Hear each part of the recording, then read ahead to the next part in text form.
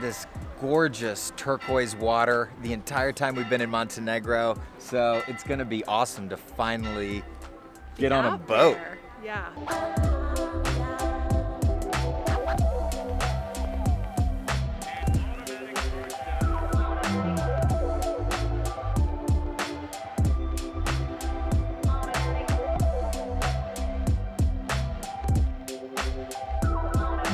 Man-made island and a church, maybe a monastery. So we're gonna go find out about it. There's a museum here.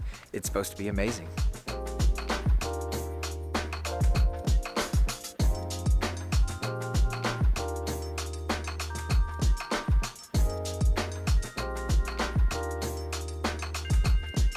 The inspiration to build this church was because they found a portrait of the Virgin Mary on a reef, a very small reef, 3 separate times.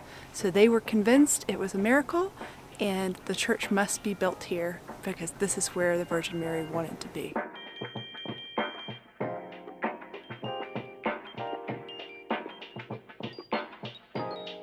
It took 200 years to build this man-made island. The base of this island is actually over 100 sunken ships. Old boats, enemy boats, they're all down there. It's just incredible. One of my favorite parts of this church is the whole purpose was to keep sailors safe. And so different sailors from all over the area would bring back silver plaques of stories telling how the Virgin Mary kept them safe while they're on their long journey.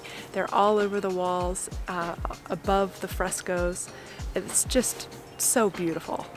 Our guide was fantastic. It was such a, even though it was short because it's a relatively small space, there is so many interesting stories inside these walls.